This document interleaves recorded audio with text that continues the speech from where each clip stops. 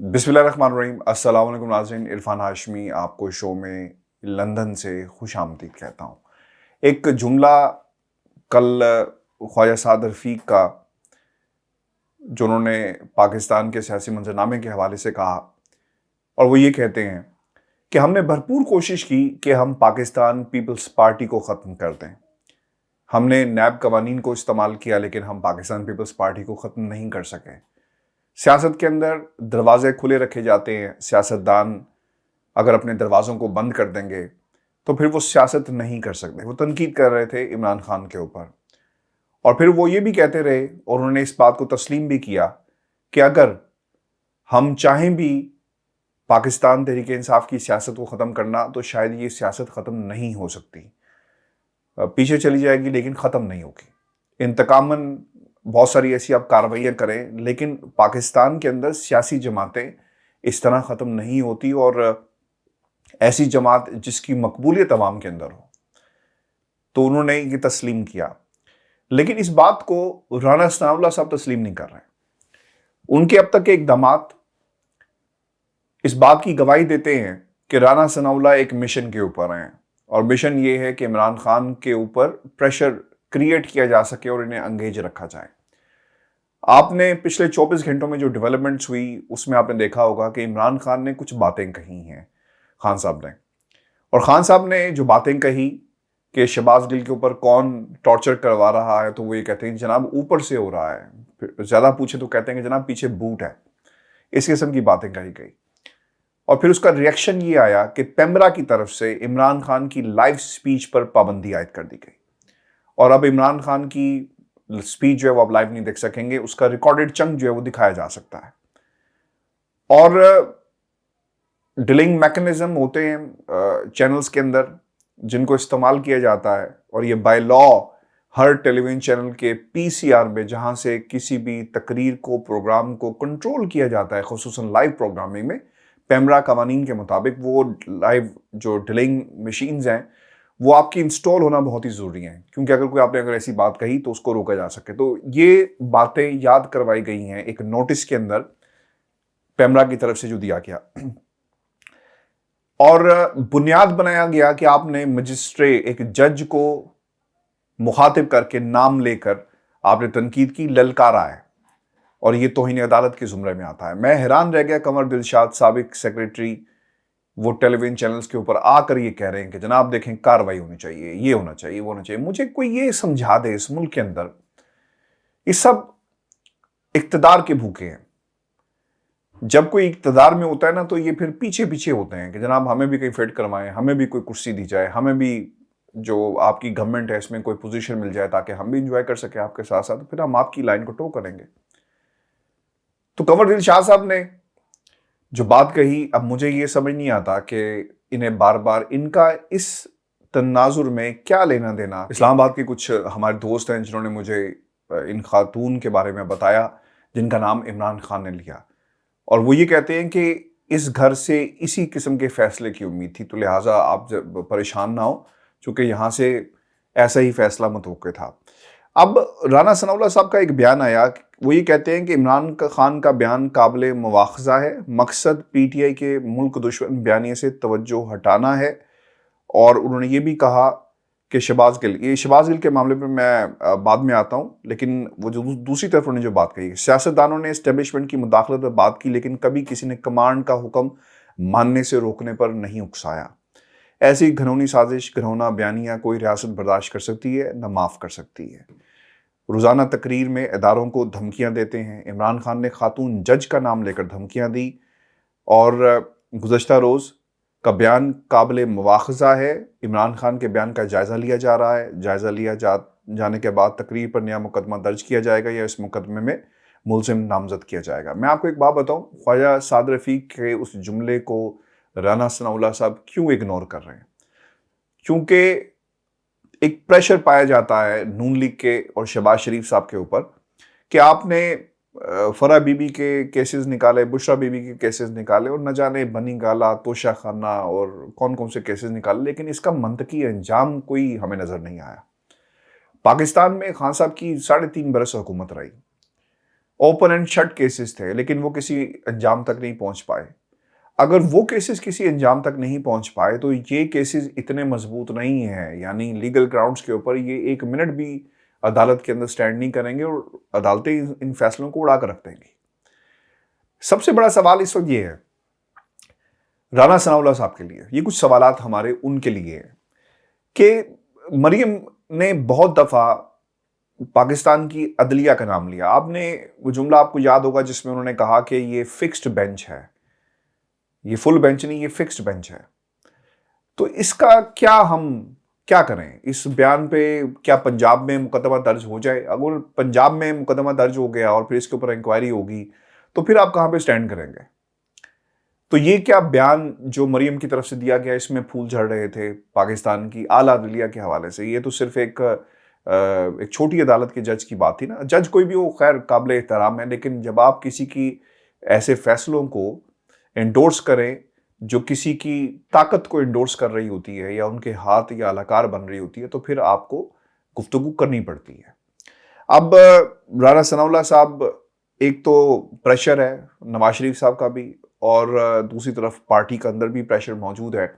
اس بنیاد کے اوپر خان صاحب پر کیسز چلائے جائیں گے, بڑھائے جائیں گے اور انہیں دیوار کے ساتھ لگانے کی کوشش کی جائے گی, لیکن اس کا نتیجہ کچھ نہیں نکلنا, یہ میں آپ کو بتا دوں.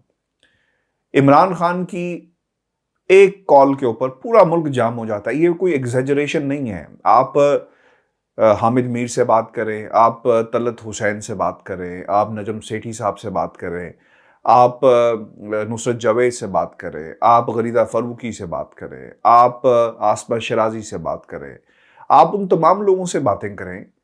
سوال یہ رکھیں ان کے سامنے جو نون لیگ کی سائیڈ لیتے ہیں اور یہ ان کے قبیلے کے لوگ ہیں, وہ کیا کہتے ہیں؟ وہ یہ بات مانتے ہیں کہ عمران خان نے جیسا کراؤڈ اس پاکستان کی تاریخ میں پل کیا نا, یہ کسی دوسرے سیاستدان کو نصیب نہیں ہوا. تو آپ کیا باتیں کرتے ہیں کہ آپ عمران خان کی تقریر کو روک دیں گے, عمران خان پاکستان کے ٹی وی پر نہیں چلے گا تو عمران خان کو کوئی اس کی تحریک دم توڑ جائے گی. میں آپ کو ایک بات بتاؤں, جب اس قسم کی معاملات بڑھ جائیں نا ریاست کی طرف سے رانا ثناء اللہ جیسے کرداروں کے ذریعے, تو پھر تحریکیں رکتی نہیں ہیں. تحریکیں اور یہ والکینک کرپشن ہوتا ہے. لوگوں کو منع کریں گے نا کہ وہ سچ نہ بولیں, لوگوں کو منع کیا جائے گا کہ آپ نے سچ نہیں دکھانا, تو پھر لوگوں کے درمیان ایک تحریک پیدا ہوتی ہے. پاکستان کے اندر یہی ہو رہا ہے. وہ طاقتیں جو یہ سمجھتی ہیں کہ عمران خان کی آواز کو بند کر کے ٹیلی ویژن چینل پہ سینسرشپ کر کے اور سیاست میں آپ عدالتوں کے ذریعے عمران خان کو تو کچھ نہیں کر سکتے, الیکشن کمیشن کو استعمال کریں گے یا پھر کسی اور کو استعمال کریں گے, یہ آپ کی خام خیالی ہے. یہ پہلی دفعہ ملک کے اندر ہوا ہے ویورز, عمران خان کے لیے لوگ بے لوث ہو کر نکلے ہیں کیونکہ انہیں اپنا وطن نظر آتا ہے. عمران خان ہمیں یا کسی اور کو کیوں پسند ہے, کیوں ہم عمران خان کی تقریر کو یا عمران خان کی بات کو آگے بڑھاتے ہیں؟ اس کی ایک بنیادی وجہ ہے کہ اس ملک کے اندر عمران خان نے جو کچھ کرنا ہے وہ غریب آدمی کے لیے کرنا ہے, پاکستان کے لیے کرنا ہے.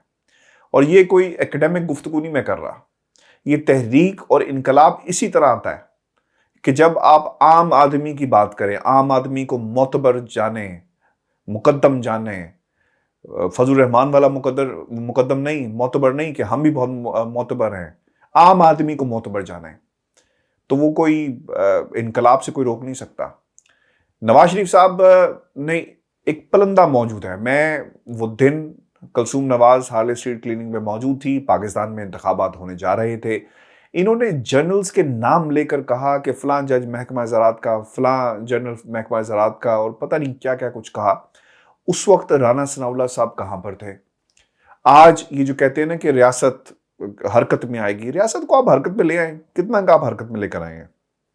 آپ نے اب ایک کام کرنا ہے, یہ بڑی امپورٹنٹ میں آپ کو بات بتا رہا ہوں, اور اس کے اوپر آپ کو اندازہ ہو جائے گا کہ کل پاکستان میں کیا ہونے جا رہا ہے, اور عمران خان کو سیاست سے جو آؤٹ کرنے کی کوشش کر رہے ہیں وہ خود مائنس ہوں گے.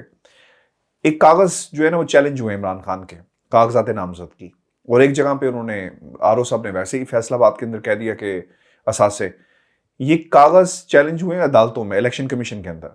آپ نے اس فیصلے کو دیکھنا ہے. اگر الیکشن کمیشن آف پاکستان کوئی اعتراض نہیں لگاتا اور عمران خان صاحب جا کر باقاعدہ انتخابات میں جو ستمبر میں ہونے جا رہے ہیں 9 سیٹوں کے اوپر حصہ لیتے ہیں اور کوئی راستہ نہیں روکتے، تو جناب یہ پھر طے ہو گیا کہ عمران خان کو الیکشن کمیشن کے ذریعے یا عدالتوں کے ذریعے نااہل نہیں کروایا جا سکتا۔ آپ کو مزاج پتہ چل جائے گا۔ اور ویسے بھی اگر الیکشن کمیشن آف پاکستان نے آئین کے کسی بھی آرٹیکل اور کسی بھی قانون کے تحت عمران خان کے جو کوئی اشوارے ہیں جس میں وہ یہ کہتے ہیں کہ توشہ خانہ کے تحائف جو ہیں ان سے شامل نہیں کیا گیا، اسے بنیاد بنا کر نااہل کرنے کی کوشش کی گئی، تو یاد رکھیے گا عدالت 1 منٹ سے پہلے اس فیصلے کو کالعدم قرار دے گی۔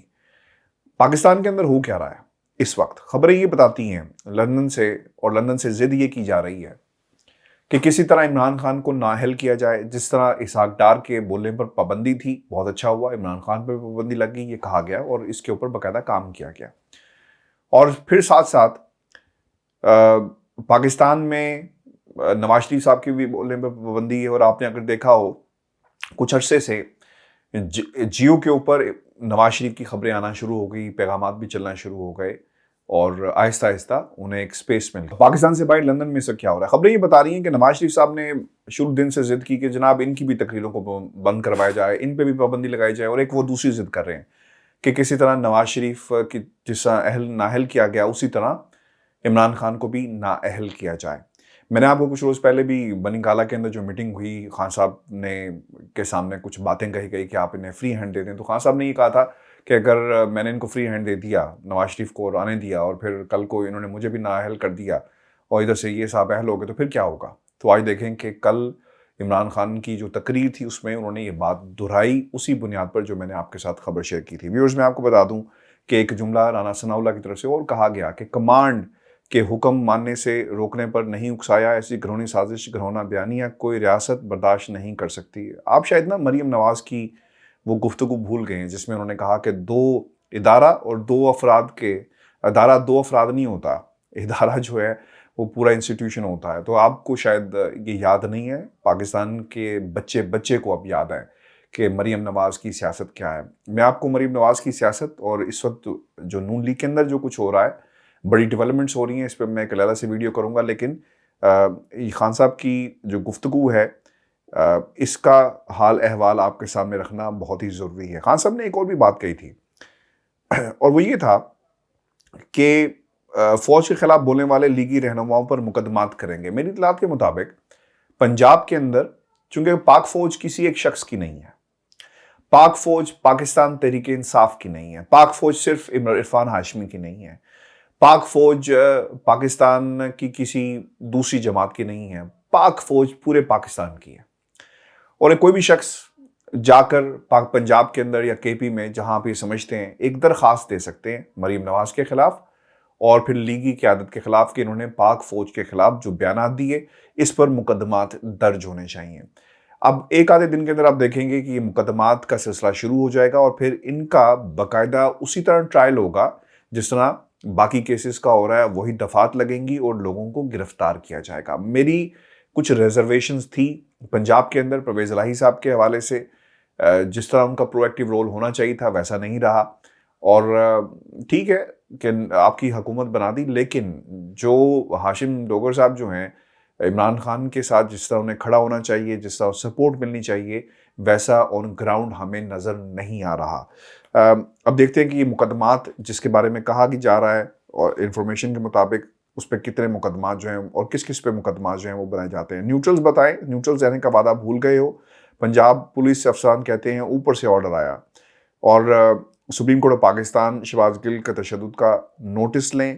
شہباز گل کمزور ہے، ڈیزل کو ہاتھ کیوں نہیں ڈالتے؟ اگر ہم خوف آگے جھک گئے تو سامنے غلامی ہے۔ آپ نے اگر مولانا فضل الرحمان کہے، جی مولانا اس لیے نہیں، اللہ جو درجات ہیں لوگوں کے جانتا ہے، ہم خود بہت گناہگار لوگ ہیں، لیکن میرا ان سے اختلاف انہیں مولانا نہ کہنے کی بنیادی وجہ یہ کہ انہوں نے اسلام کی کوئی خدمت نہیں کی اور ہمیشہ جو ہے انہوں نے اپنے خاندان کی خدمت کی ہے۔ یہ کیا کرتے کیا ہیں ان جیسے لوگ؟ ایک پریشر گروپ کے ذریعے، جس طرف خان صاحب کہہ رہے ہیں، ایک پریشر گروپ ہے، اور پریشر گروپ کیا کر رہا ہے کہ بچوں کو اکٹھا کر کے اسلام آباد کی طرف رخ، بلیک میلنگ۔ پھر آپ ان کو کیسے اٹھائیں گے؟ اسلام کے نام پہ یہ لوگ بلیک میل کرتے ہیں، فتوے جاری کروا دیں گے اور پھر مرنے مارنے پر لوگ، ان کے بچے اور ان کی جو فورسز ہیں وہ طے ہو جاتی ہیں، مطلب تیار ہو جاتی ہیں۔ اب یہ میرے پیچھے جو آپ ویژولز دیکھ رہے ہیں نا، یہ پنڈی جلسے کے ہیں۔ آپ اپنے دل پر ہاتھ رکھ کر، وہ لوگ بھی جو نون لیگ سے جن کا تعلق ہے جو سنتے ہیں، میں آپ کو ایک انڈیپینڈنٹ اور پاپولر اوپینین آپ کے سامنے رکھ رہا ہوں۔ یہ لوگ بریانی پہ نہیں آئے، یہ لوگ قیمے والے نانوں پہ نہیں آئے، یہ لوگ کس لیے آئے؟ یہ پاکستان کو بہتر سمت میں گامزن ہونے کے لیے خواب دیکھتے ہیں، چاہتے ہیں کہ پاکستان میں ترقی ہو، نیوٹرلز کا کیا کردار ہوگا، فوج کیا کرتی ہے، اسٹیبلشمنٹ کیا کرتی ہے۔ اس لوگ صرف یہ چاہتے ہیں کہ عام آدمی کو روٹی ملے، عام آدمی کی زندگی بہتر ہو، اور وہ کون کر سکتا ہے؟ صرف ایک لیڈر ہے، وہ عمران خان۔ عمران خان نے اپنے بچوں کے لیے پاکستان میں یہ سب کچھ نہیں کرنا۔